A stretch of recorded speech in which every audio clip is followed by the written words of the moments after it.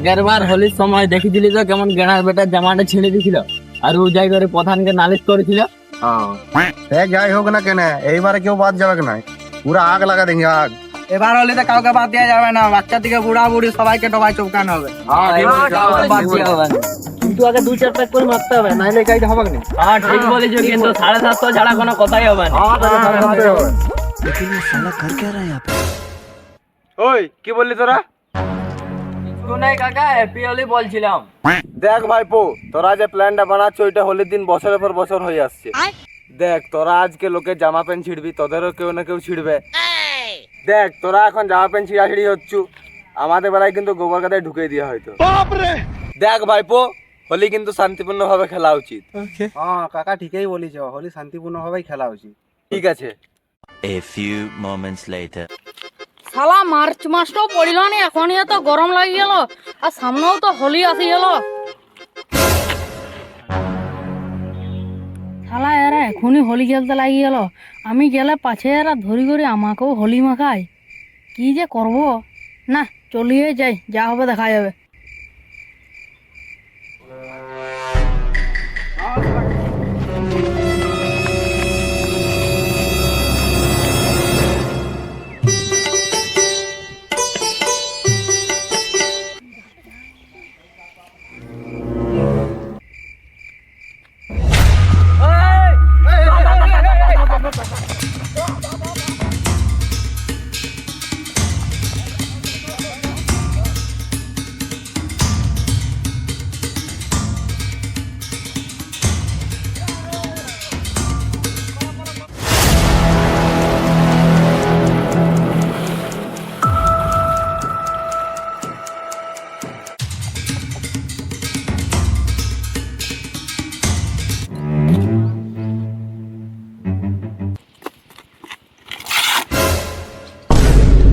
আইলে কাকা বলো এখন কি করবো, ছাড়ি দেবো ওকে?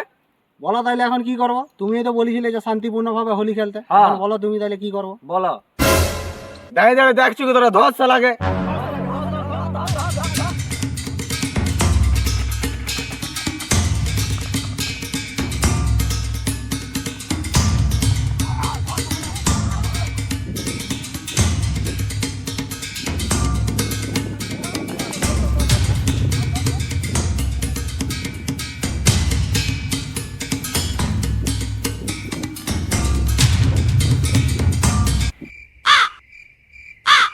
তুই কাকার জামাটা ছিঁড়িছে, ভুলটা করিছু, তো দেখ এখন তোর কি করা হয়। দে রং দে, জলটা মিশা তো। জল তো নাই। হ্যাঁ জল নাই, কি হবে তাইলে? শালা জল নাই বে। চল দিলে। জল নাই, আমাকে ওরা হোলি মাখাতে আসছে। চল দিলে। হ্যাঁ জল নাই, ওরা আমাকে রং মাখাতে আসছে। ঘরে গুটি খেলবি যে। শালা জল টানা হইলো নি রে, কঠিন বড় ভুলটা করলো। ঠিক বলিস। শালা কঠিন হয়ে যাবে।